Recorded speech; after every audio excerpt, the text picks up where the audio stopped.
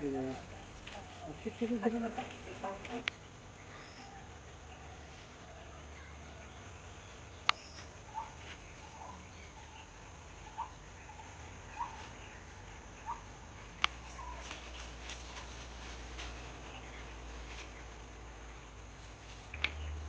තියෙන්නේ ඇඳ. මේක විතර මේ නංගි නිදාගන්නේ මේ ඇඳේ තමයි. මේ ඇඳේ නිදාගෙන හිටියනම් ඊයේ මේ ජීවිතේ ඉවරයි.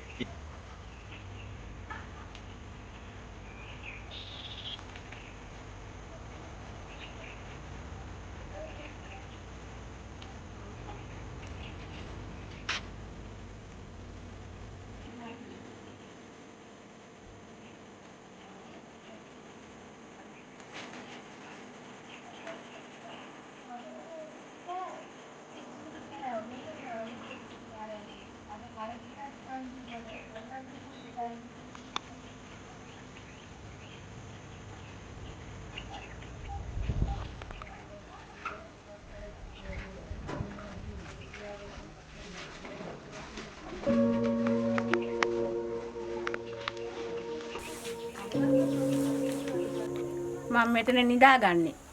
එතන නිදාගෙන නැගිටලා ඔතෙන්ට ගියා.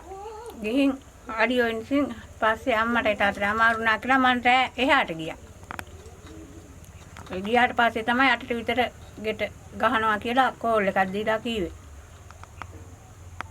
ඊට පස්සේ වනජීවියකට කතා කරා. වනජීවියකට කතා කරුවෙන් පස්සේ පැයක් භාගයක් විතර ගියාට පස්සේ තමයි ආවේ. වනජීවියකින්. අල කී දෙනෙක් ඇවිල්ලා හිටියද?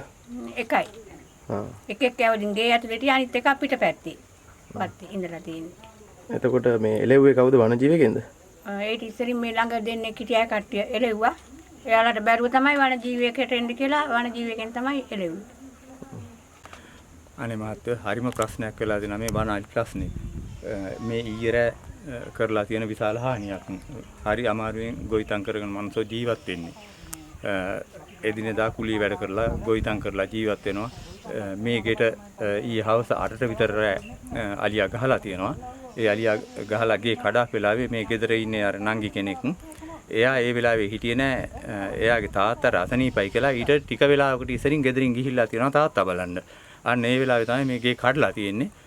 ළඟ අහල පහල හිටපු අය ඇවිත්ලා අලියා එලවන්න බැලුවා කොහොමත් එලවන්න බැරි වෙලා තියෙනවා. ඊට පස්සේ වනජීවියෙකුට කතා කරලා වනජීවියෙක්ෙන් එන්න ඕනේ ගල්ගමුවේ ඉඳලා. ඒගොල්ලෝ වාහන නැහැ කියනවා. ඉතින් ඒවා කරලා ඒගොල්ලෝගේ පහසුකම් අඩු ඇති.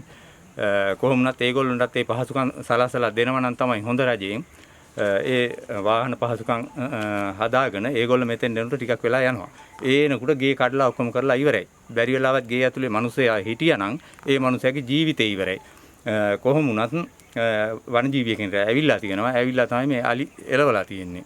ඉතින් අනිවාර්යෙන් මේ අලියා හොයලා තියෙන්නේ මිනිස්සයම තමයි. අලියට කණ්ඩ දෙයක් ගෙදර තිබුණ නැහැ. ගෙදර අර තිබුණු ඒ ගෙදර හැටියට තිබුණු බඩු මුට්ටු ටික සේරම විනාශ කරලා තියෙනවා.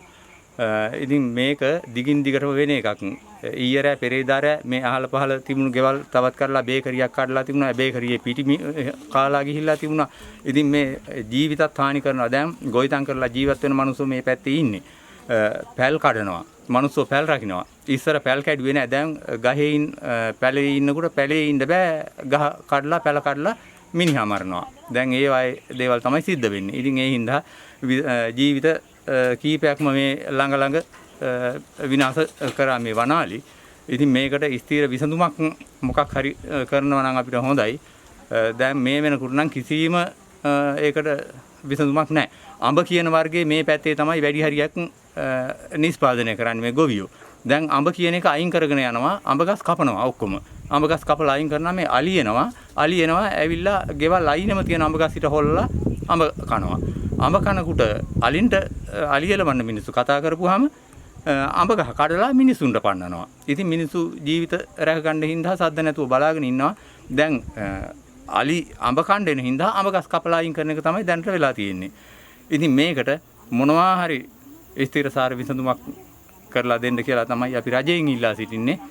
අපේ වනජීවි දෙපාර්තමේන්තුවෙන් ඒ අදාළ නිලධාරීන් අපි ඉල්ලා සිටිනවා. මොනවා හරි කරලා මේ අහිංසක මිනිස්සුන්ගේ මේ ගොවිතැන් ටිකයි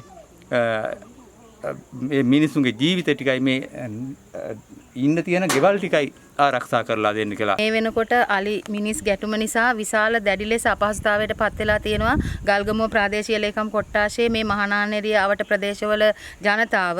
පහුගිය සතියේ සඳුදා වෙනකොට වන්නි යමුණු කුලේ අංක 38 වැවරණ වැටිය පළාතේ වන්නි යමුණු කුලේ නිවෙස් දෙකක් කඩා දමලා තිබුණා.